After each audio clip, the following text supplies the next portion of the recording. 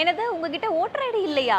அப்ப ஓட்டு போடவே முடியாது அப்படின்லாம் நினைக்காதீங்க. உங்களாலையும் நிச்சயமா ஓட்டு போட முடியும். அதுக்கு நீங்க செய்ய வேண்டியது முதல் காரியம் இதுதான். வாக்காளர் பட்டியல்ல உங்களுடைய பேர் இருக்கான்னு செக் பண்ணிக்கோங்க. ஒருவேளை வாக்காளர் பட்டியல்ல உங்க பேர் இருந்து உங்ககிட்ட ஐடி கார்டு இல்ல அப்படின்னா அது ஒரு பிரச்சனையே கிடையாதுங்க. ஆனா வாக்காளர் பட்டியல்ல பேர் இல்லாம உங்ககிட்ட ஐடி கார்டு இருந்தாலும் உங்களால வாக்களிக்க முடியாது.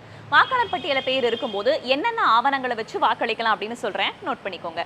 1 Aadhaar card, PAN card, driving licence, passport, புகைப்படத்துடன் கூடிய வங்கி அல்லது போஸ்ட் ஆபீஸோட பாஸ்புக், மகாத்மா காந்தி 100 நாள் வேலை திட்ட அடையாள அட்டை, மத்திய மாநில அரசு அல்லது பொதுத்துறை நிறுவனங்கள் வழங்கிய ஊழியர் அடையாள அட்டை, புகைப்படத்துடன் கூடிய பென்ஷன் ஆவணம், தொழிலாளர் நல அமைச்சகம் வழங்கிய ஹெல்த் இன்சூரன்ஸோட ஸ்மார்ட் கார்டு, தேசிய மக்கள் தொகை பதிவேட்டின் கீழ் வழங்கப்பட்ட ஸ்மார்ட் கார்டு, எம்பி எம்எல்ஏக்களுக்கு வழங்கப்படும் அதிகாரப்பூர்வ அடையாள அட்டை, தனித்துவமான மாற்றுத்திறனாளி அடையாள அட்டை யூடிஐடி கார்டுன்னு சொல்லுவாங்க இல்லையா, அது.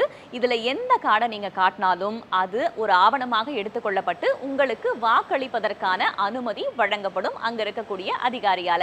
சொன்னதெல்லாம் நோட் பண்ணியிருப்பீங்க அப்படின்னு நினைக்கிறேன். உங்களுடைய ஜனநாயக கடமை ஆற்றுறதுக்காக நீங்களும் தயாராகுங்க. இந்த எலெக்ஷன்ல எந்த கட்சி ஆட்சிக்கு வர போகுது அப்படின்றது உங்களுடைய கணிப்பா இருக்கு அப்படின்றத கீழே கமெண்ட்ல சொல்லிட்டு போங்க. இது அரசியல் அகராதி. நான் வேதவள்ளி.